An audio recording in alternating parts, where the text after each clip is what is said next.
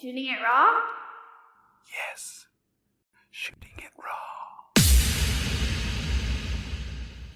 Photography, to me, I guess is best explained in the old adage, a picture says 1,000 words.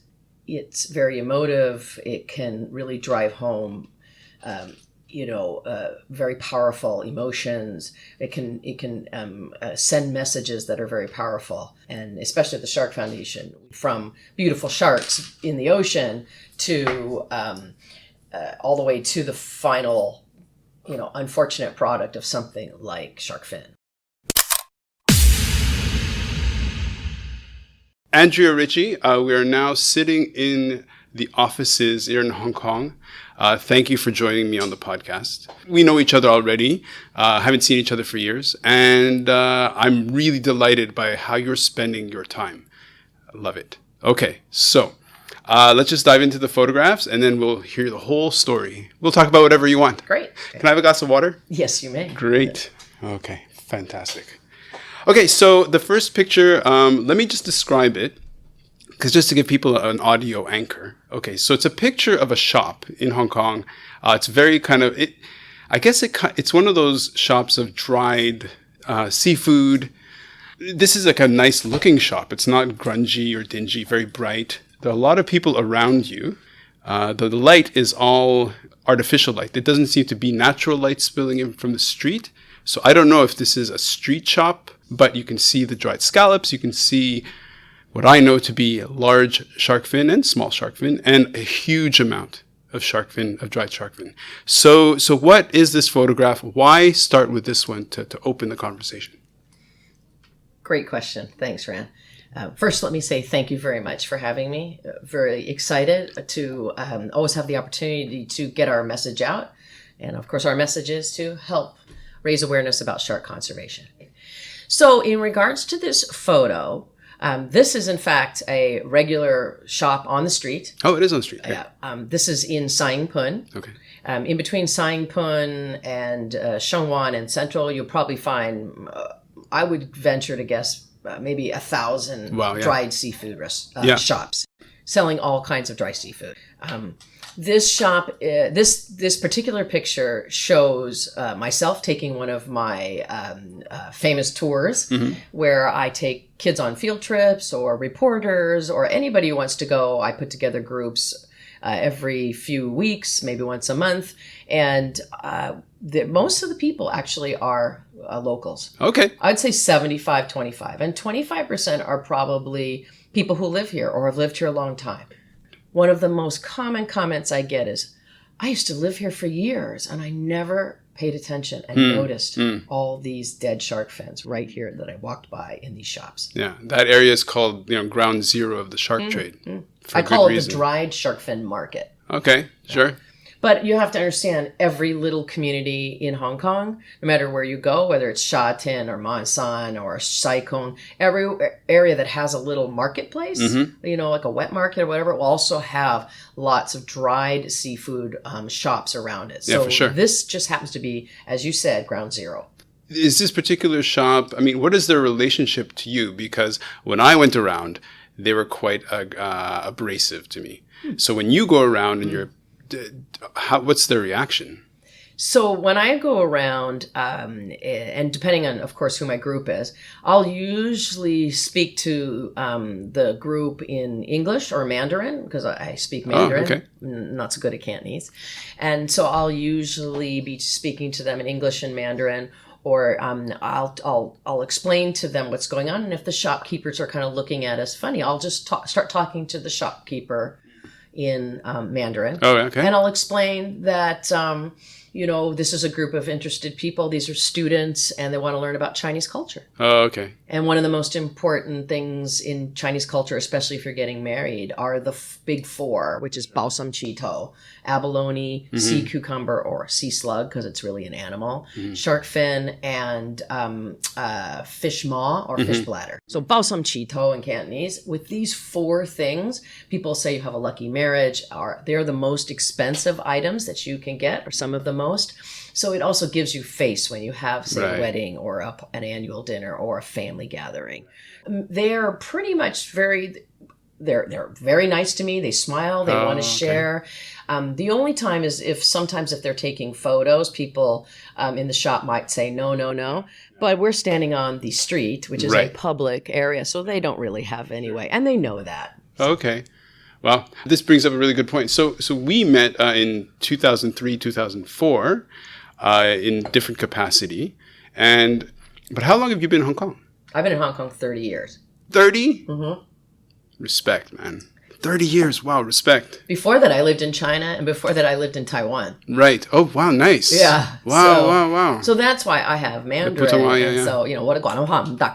so, my Cantonese is not so good. Sure. So, these vendors all can speak Mandarin. Sure. Right? Because they're buying and selling with China. And we believe that 50% of the global shark fin trade is passing through Hong Kong. Does it remain? How much of that remains and how much of it goes to China, Singapore, Vietnam, etc.? It's very hard to know the exact data on that. Okay, so that I don't sound as much of an imbecile, because the data, the information that I know is at this point. I mean, I stopped really being hands-on in 2016. So, how much have things changed since 2016 and now? So back then, just to remind you, as an anchor, Bloom Foundation had it completed their sort of wide survey of the population in terms of what the attitude was in the population as far as consuming and stuff like that.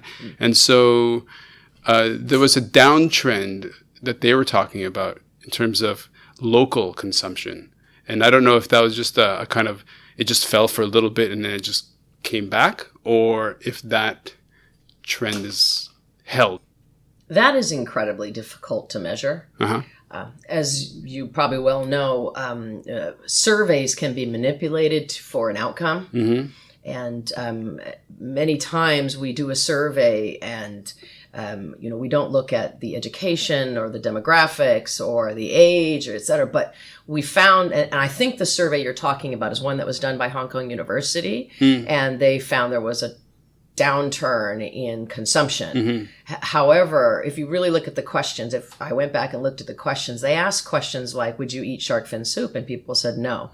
But then they followed on, but if it's put in front of you at a wedding, would you eat it? And they said yes. So you have to look at how you manipulate the data. Sure. And we call that passive consumption, where someone says, oh, I wouldn't buy it or I wouldn't eat it. But then when they go to an auntie's 88th birthday or a wedding, they will eat it. So, and they won't make any comment about it, which is why we try to educate people to be shark ambassadors, to explain why at their wedding they're not having it, to leave table tents that say this wedding had no shark fin soup because blah, blah, blah.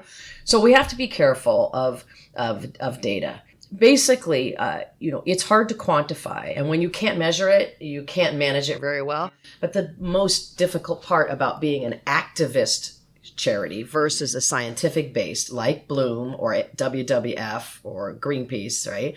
The problem with this is we don't have much data because we don't have our own marine biologists to create loads of data like the books and lots of reports coming out, which gives NGOs credibility. And we are more grassroots, like Wild Aid, Sea Shepherd, and us. We are all of the same different kind of activism, where we're actually at the grassroots changing cognitive behavior, changing hearts and minds, instead of just saying again, oh, it's academic when you say the reef sharks are dying. Right. We know that, right? The numbers are down. Yes, we know that. We need to do action. It's like constantly saying climate change is a problem, but not doing anything about it. We feel that we don't really need another report about how the sharks are diminishing. But what I can tell you is we used to use the number 73 million. Then we kind of inched up to the number of 100 million sharks killed every year.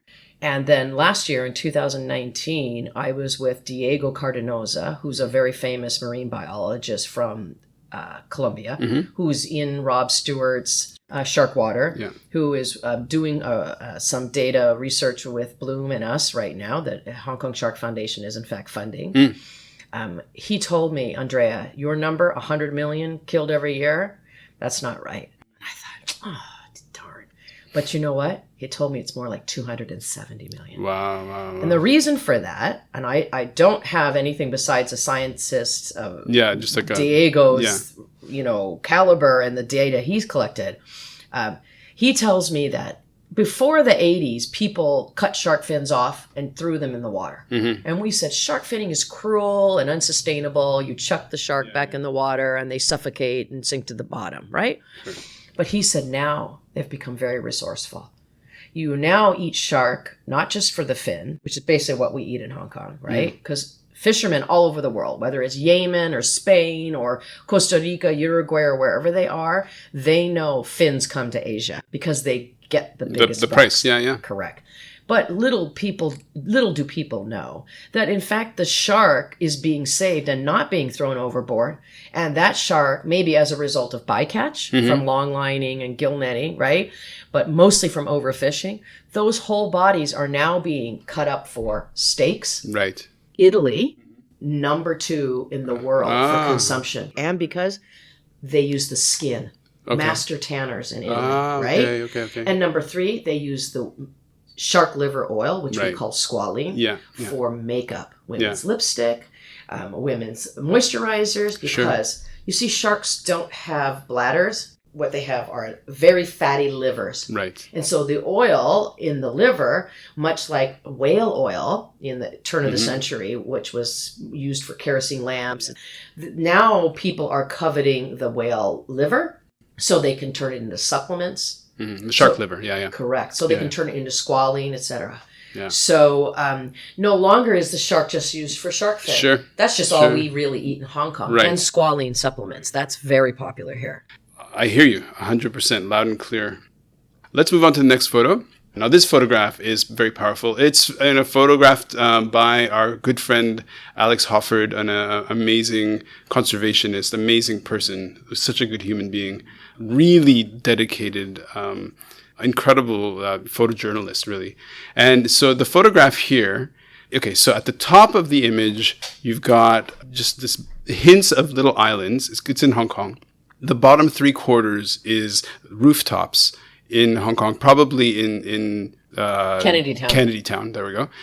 And across these rooftops are just shark fins drying. And there are probably several hundred of various sizes, or maybe they're all uniformly sized, several hundred drying in the sun.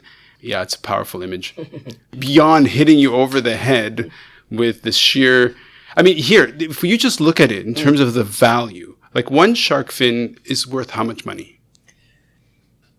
So one shark fin, you can't determine how much it is unless you weigh it. Right. Because shark fin is sold by kilos. Sure. Or caddy in Hong Kong. Right. But basically it works out, it can average anywhere from $20, right? Maybe 20 US, right? 150 Hong Kong. The most expensive per kilo I have found is 2,000 US. I had a field trip I did with some students one time, and I said, okay, find the most expensive. And I couldn't believe it because I hadn't even seen that expensive before. Sure. So on that roof, though, we're looking at several $1,000s of hundreds of thousands, I would say. Of stocks. US. So, and that's the driver. Right, the driver is sheer greed. Is sheer, absolutely. So what would you like to add about this very powerful image? I particularly like this photo because it really sums up how the business it booms in Hong Kong and how people don't realize it because it's above their head, literally. And what we're trying to do at the Shark Foundation is education, right? We're trying to educate people. I'm a farmer. Okay. I plant seeds every day. So right now, your listeners who would be interested in trying to understand better the problem, right? Taking a critical analysis standpoint, what is the problem and how are we contributing to that and how can we change? What's the solution? This picture to me, when I show this to every one of my students, we have an education program called the Shark Ambassadors. And that Shark Ambassador program, we reached out to 10,800 kids in 2019. Oh, great. So, which was a 350% increase from 2016 when I started this. And so every time I show this to them, and I said, look at this picture. This picture is in Hong Kong. This is on the rooftop. So when you're walking around, and you're a bit oblivious to the wildlife crime that's going on right literally above your head. You may see it dried. Because this picture actually shows you the shark fins with the skin still on. Exactly. That's why they're gray. Right. And that's why when they get to now here, that means people will skin them and then bleach them a bit and then dry them. And so what you see in the market at ground zero is the finished product. Right. So these fins come to Hong Kong usually in a refrigerated container. Or if they're dried enough, they'll put them into a container and bring them. And we did have a huge shipment seizure, which is just the tip of the iceberg, really. It's just what they caught. Correct. So literally, if you think of an iceberg and what's at the top, they caught it. And this was back in 2019. In this year of 2020. And in that shipment was 2 containers from Ecuador. And, I don't know for a fact. I have a guess on why they got caught, but that would have been typical of the container ship that came. Not finished product, brought here, dried right here in Kennedy Town. Yeah. So students really, and people can really resonate with this because this is literally in their backyard. They can relate to it. What? Yeah. In my backyard? Right. And I think that really helps because out of sight, out of mind is too easy. Absolutely. And it's really great that one of the people who, so I've known Alex since the first day that I launched Shark Rescue, which was in August of 2009. From the time that I've known him, he has been an incredible champion. And how do you feel about, you have these incredibly powerful images, but how do you feel in terms of the frustration, in terms of your energy when you're doing education and shouldn't the information be enough to create a change in behavior? So how do you deal with that frustration as an activist? Well, that's another great question because what you're talking about is, you're looking for a catalyst that you can help people make a cause and effect connection so that they'll stop. That's a cognitive behavior change, right? Right. So that people will stop doing something. And one of the ways is through a picture. And that picture, Alex had a great opportunity. He really did a wonderful job. But you definitely get compassion fatigue you get compassion burnout. As an animal rights activist, as an activist, and Hong Kong has been through a heavy year of activism. Sure. And unfortunately, one of the things I learned from Alex is images are just one thing. It's about you plant those images, but you've got to educate people how to take action. How can an 8-year-old help? And so what I try to do is teach them that everybody can be part of the change. We're all agents of change. Even young people like Greta Thunberg, right? Yeah. She's a powerhouse of change. And she demonstrates how even young people can do one little thing and it makes a difference. I try to plant that same message. And how people can make change is simply say no to shark fins. That's the first thing. Then take that message to your family, to your classmates, to your church, to your community. And the next level is, sign a petition, get a petition going to get other people of like-minded ilk to stop eating shark fin. And let's expand that message a little bit for people not in Hong Kong, in that if you're North America and you're Australia or whatever, the UK, the fish in fish and chips is very often shark meat. Absolutely. So, it's always easy to be, not easy, but it's always, that problem is over there. Yeah. But, I was in Montreal in 2016 and I was going to the grocery and they had sharks, like baby sharks all over, and, because they're selling it for shark meat. And interestingly enough, those sharks, they were finned. They send the fins to Asia, but the sharks there are, so it's not a problem over there. No matter where you are in the world, sharks are everywhere. So the problem is where you are. And in fact, the United States is like one of the major contributors of shark fins in the world because they transit through the U.S. or they're caught off U.S. waters like Florida, California, Mexico, right? They're caught off in the Pacific Ocean, Atlantic Ocean, and then they're just put in containers, fins, and brought over here. So there was they're part of the supply chain. Yeah, exactly. There was a huge shipment seized in Florida just this year also. or late 2019. And it's there. But people don't realize it. Again, they don't realize that they're part of the problem. So that's why we educate on, all right, take a pledge.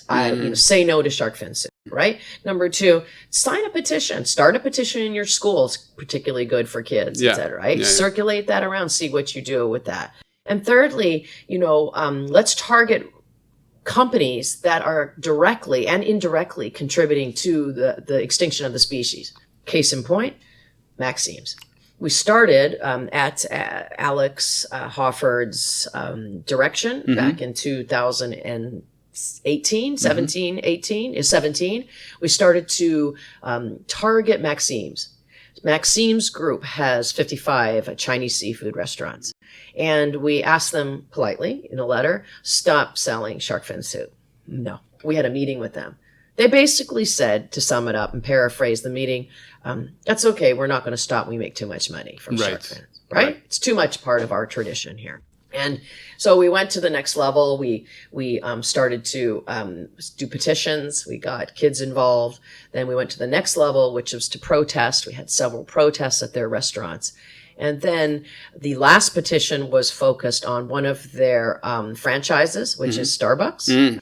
And 10 days before the protest, we're not sure exactly what was the catalyst. They decided to stop selling all shark fin products in all 55 of their seafood restaurants. Oh, great. Yeah. As of Jan 1, 2020. Now, that was in September 22nd, 2018. But the reasoning was they had a lot of stock. But I think they had stock, but they also had a lot of existing contracts, probably with wholesalers, and they had to run those out, or they were probably looking at some legal action. So to go back to your photo, which is essentially a screenshot of these two older gentlemen in their 50s and up, in front of a white kind of glass countertop. On it are very large, those are large fins, because if you imagine the size of a shark to have fins that large, so there's 7 fins of more or less decreasing size.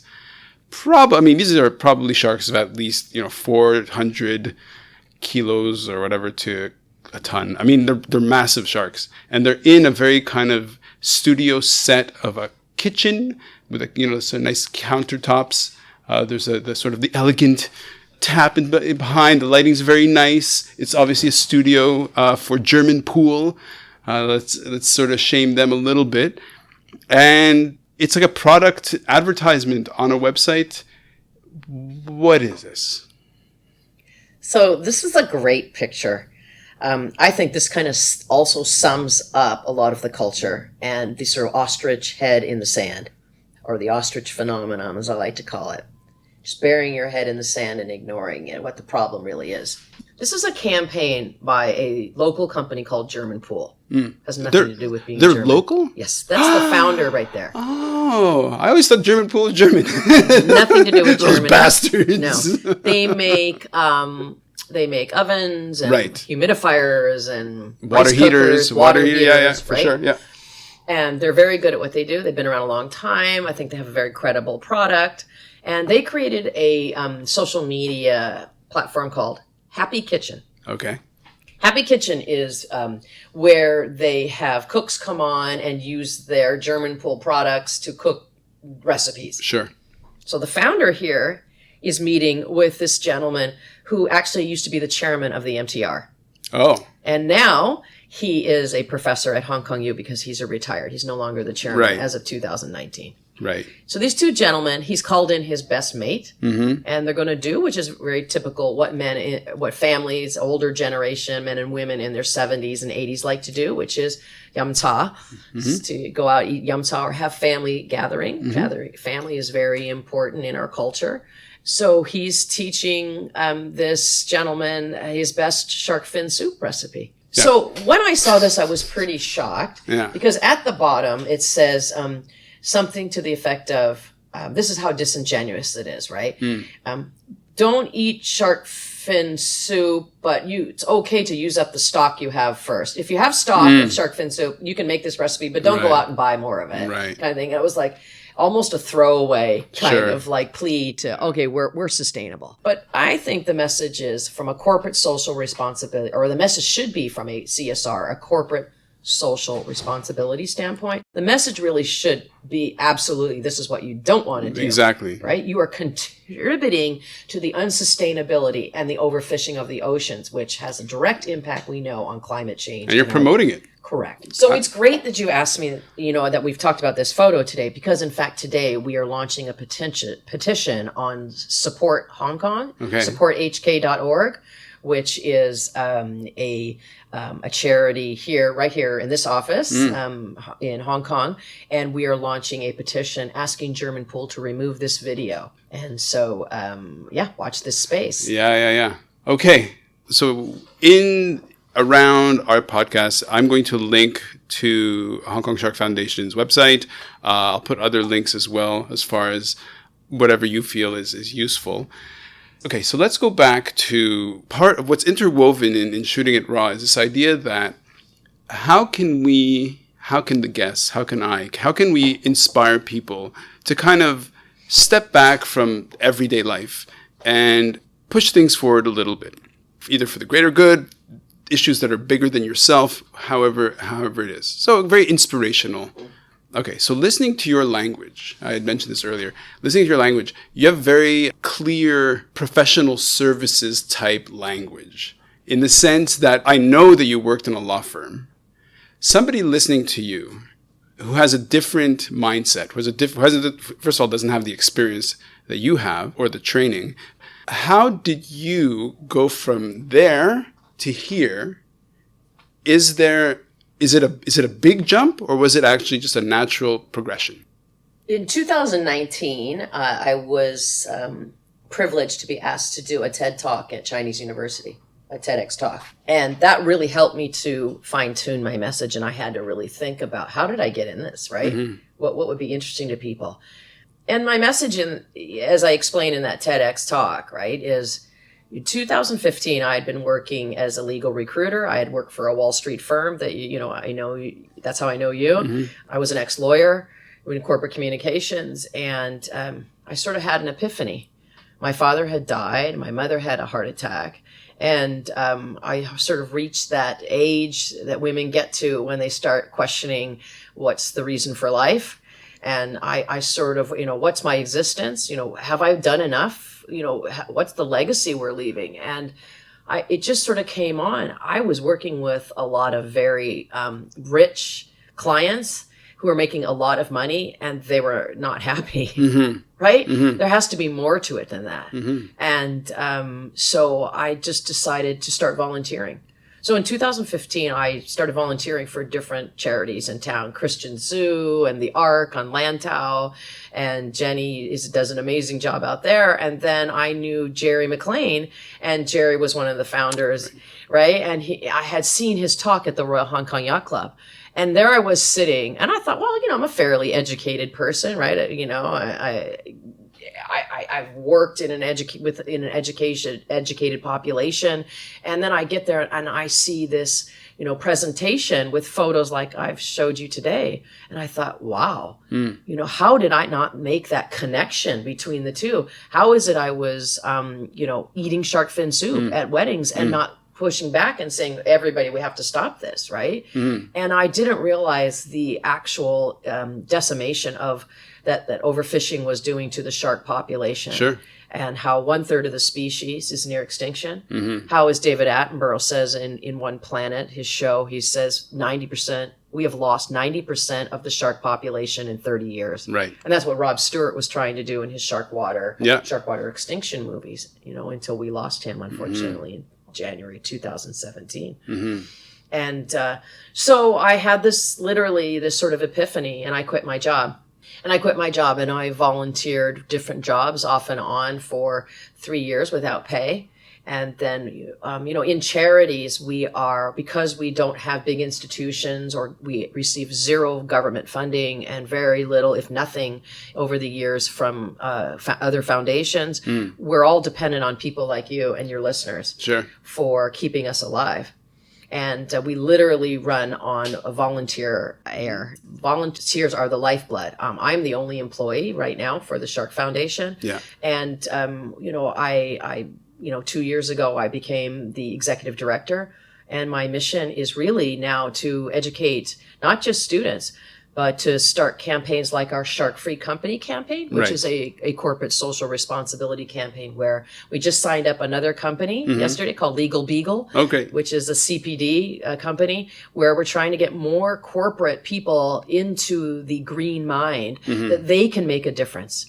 You don't have to quit your job like I did and really jump in, but people can be passionate in different ways. They can sign petitions, they can take pledges within themselves, but they can spread the pledge around.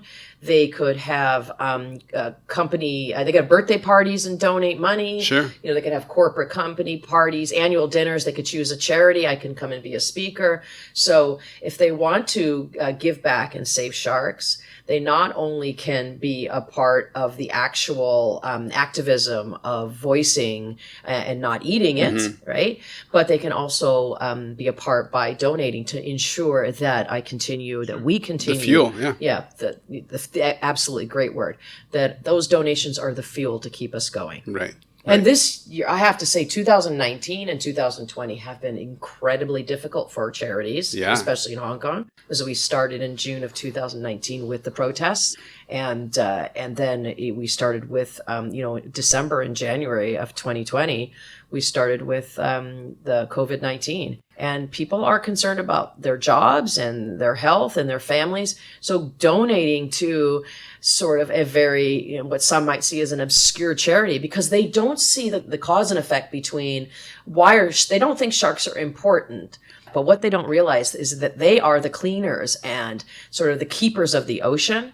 And without those apex predators, we will have shark populations that are disappearing, but they also maintain a healthy marine ecosystem. Yeah. And we get 50% of our water and 50% of our air from the ocean. And they keep those oceans clean. Without sharks, we will have catastrophic effects. We need to take action now.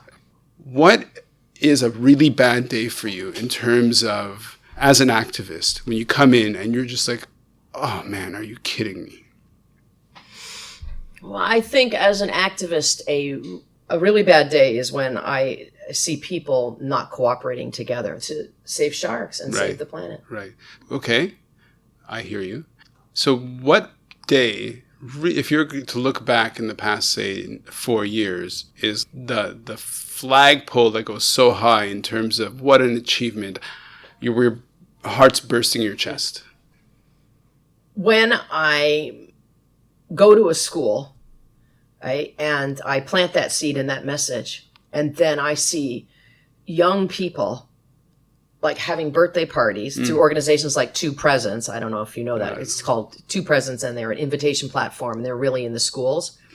When kids decide for their birthday, they want to give some of their birthday money to a charity. Sweet. Nice. And in fact, today, when we finish, there's a child coming in here who did exactly that.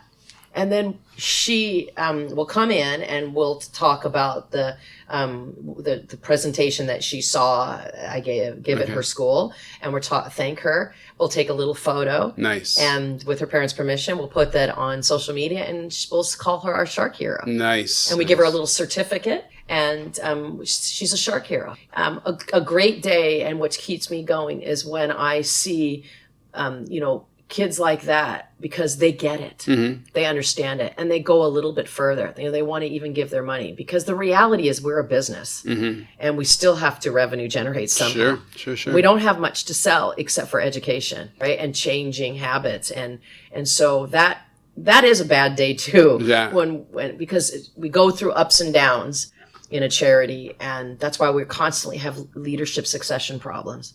Because when a leader leaves a small charity like ours, they leave with everything. Exactly. And everybody starts from zero. Exactly. And not many people want to do that.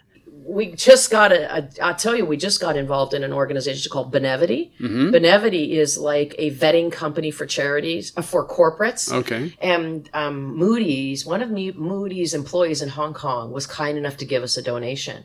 And then Moody's matched it. But we weren't on their list of corporate approved charities. Right. So we went through months and months of getting approved. It's an organization out of the US called Benevity. Okay. And we became approved. We're probably the smallest charity on there with some of the biggest impact, right, of what we do.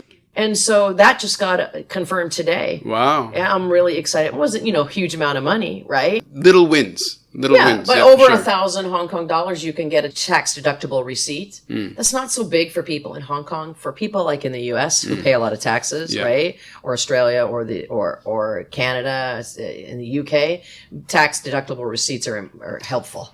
So that's really, that helps a lot. And we just got a donation from the Royal Hong Kong Yacht Club. And these are not huge donations, but I have to say the Royal Hong Kong Yacht Club is probably one of our best supporters for the last 2 years. And they give us a donation every year, and they're not a huge fundraiser, but it's just that kindness that will keep us going for another month kind of thing. So one thing that I realized was that if you can make a difference here, it'll have, because of the its importance in the supply chain, in terms of consumption, in terms of all that stuff, make a difference here, it'll have an impact. Absolutely. May I give you an example of that impact? Yeah. So there's a 16-year-old girl who goes to private boarding school in New York City. She happened to see our Instagram account because we're on Facebook, Instagram, LinkedIn, Twitter, and Weibo, right? She saw our Instagram account. And she went, wow, I want to help those guys. And she reached out to me and she said, hey, I want to help you. I'm a 16-year-old girl. I'm good at social media. What can I do? And we've been working now. Her name's Catherine. She's unbelievable. And you know what? She started something called redbubble.com as an organization in the US where you can take your brand and put it on any product, right? A mug, an apron, a hat, a mask. And she put it on 15, 16 products. And she's been selling our brand in the U.S. Wow. No one in the Hong Kong. They're all in the U.S. I think it's because the shipping is kind of prohibitive, right? So I've got all these fans now buying Hong Kong Shark Foundation products in the U.S. So that is an example of the global impact that small things can be done. That brings up something really interesting, that sometimes it feels like you're pushing a rock up a hill and it's super heavy and it's like really frustrating, and your effort is all channeled in that direction, and then somebody pipes up from the side, little voice, hello, I can help. And you're like, what? Who? And then you're like, I'll make these. Sure, yeah. And then all of a sudden, it's magic. You're just like, wow. Keeps me going. Yeah, it's amazing. It keeps me going, and really the kids are. They just get it, right? And knowing that the kids understand the gravity of this problem and that they can do little things and be part of those agents of change. Yeah, that keeps me going every day. I always find the whole thing of the kids, I think what it is just simply they're not anchored to some kind of legacy.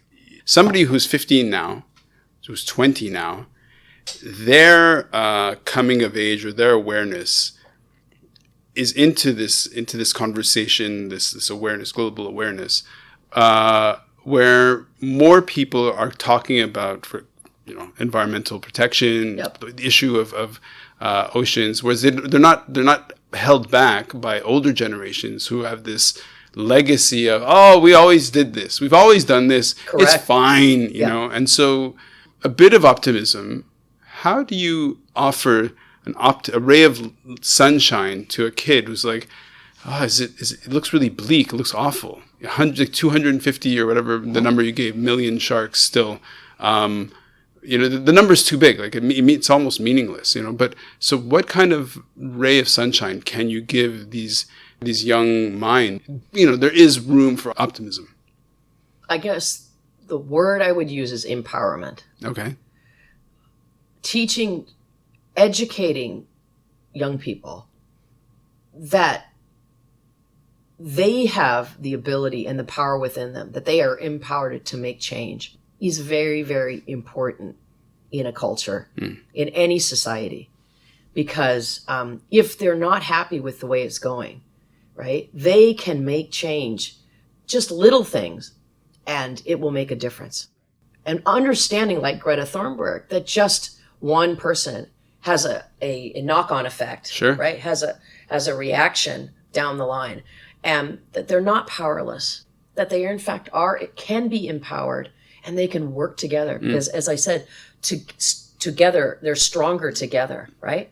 And so we have a saying that when the buying stops, the killing stops too. And in Mandarin we say, 中文我们说没有买卖就没有杀害. When the buying stops, then the killing stops too, right? So if they understand that by just stopping the buying has a direct effect on the killing, sure, it just, it really sums up what we're trying to do here. We can do it together, whether it's other NGOs. And I don't rely on that. I rely on just basically the hearts and minds of people making little difference through organizations, like I said, Two Presents, or becoming a shark-free company, or having a shark-free wedding. Right. Yeah. So, okay, so you've come also from the more corporate side, and you mentioned the CSR model, or say framework within a company, an organization, right? So somebody from the outside, they can come in and they say, okay, can you fold this into your CSR activities or CSR program? Do you feel that at this point, companies are still very much hinged on a clear CSR, the benefit of clear CSR activities? Or do you feel that it was a bit of a fashion, that it kind of came and went? I think it's actually a bit of both. I think it was a fashion, and I think people are still working on it. It can be a red herring where they just want to flag it up and get credit for it, right? But I do, I definitely think it's super important right now. A lot of companies are really into these SDGs. What's that? Sustainable Development Goal. Okay. Right? Okay. They want to have SDGs, and a lot of them are government approved. And the United Nations has 17. Right. SDGs, okay? And one of them, number 14, is life below water. Oh, okay. And so that's what we're trying to help companies who want to tick that number 14 or get an SDG, for their corporate social responsibility policy. We can help them to meet that need. And, green is still something that's very new for a lot of companies. The basic 4 food groups of charities are children, giving money being given to children, elderly, poverty, and disabled or ill. And so we don't fall within that. Yeah. Even our own Operation Santa Claus, when you apply to receive money from it, it says very clearly at the bottom of the application, no religious or animal rights organizations may apply. Right. So we need to change that. And, they may have changed that within the last couple of years since I saw that, but I don't think so. Right. But we need to change that mindset, because the way I see it is, how you're on a plane and they say, well, if the oxygen mask drops down, put it on you first and then cover your child. Yeah.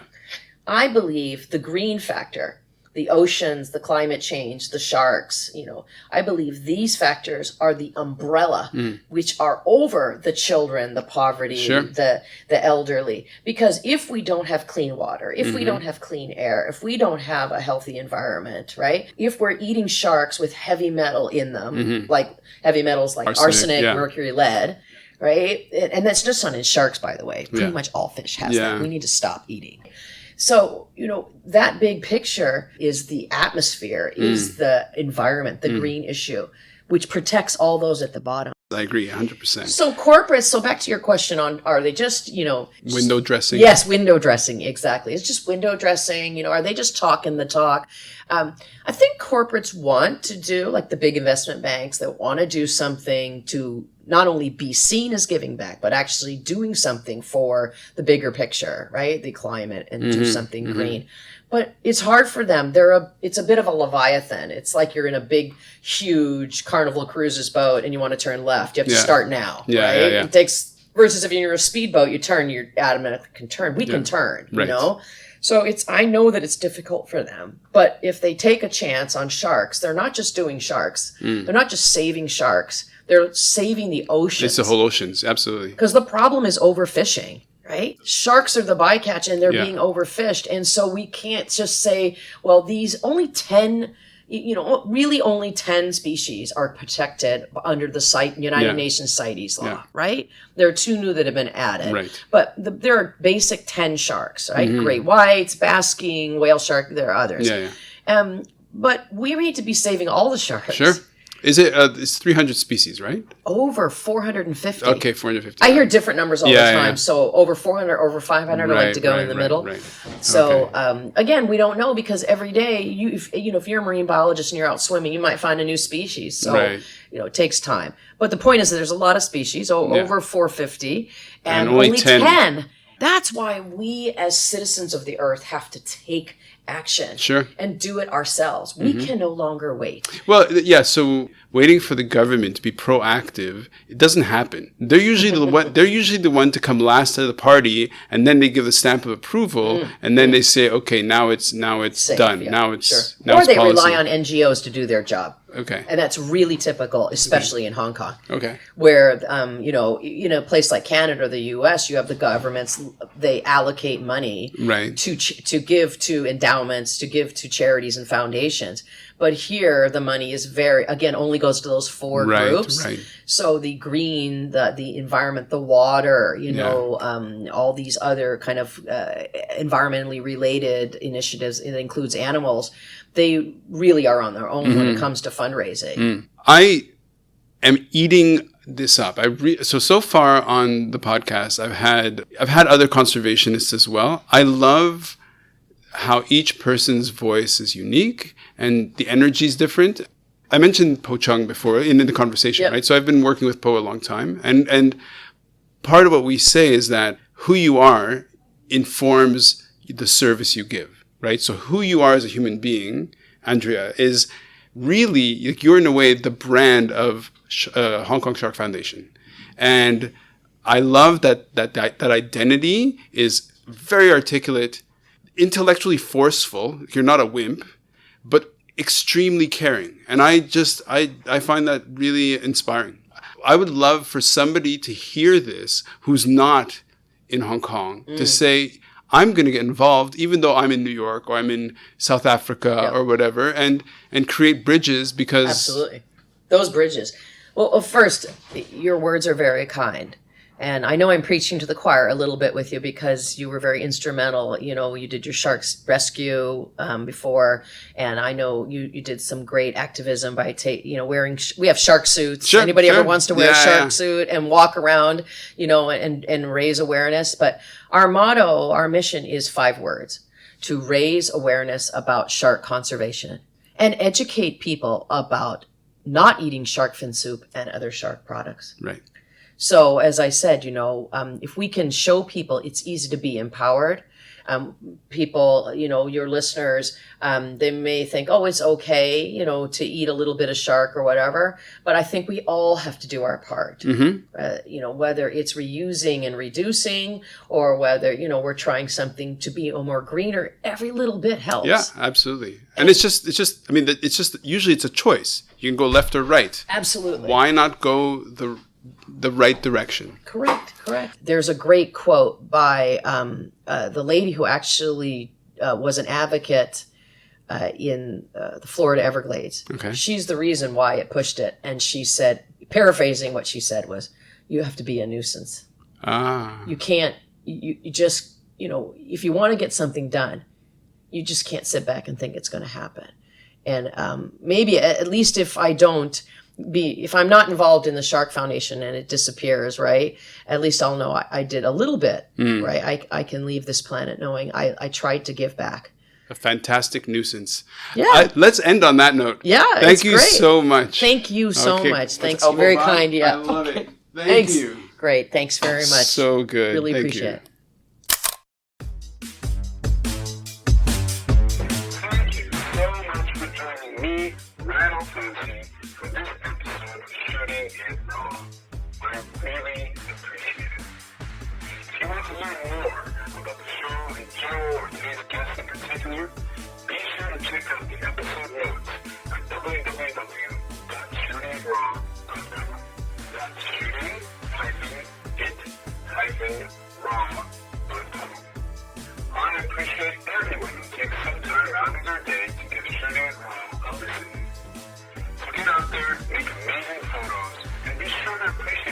amazing the world is. Gratitude and a sense of humor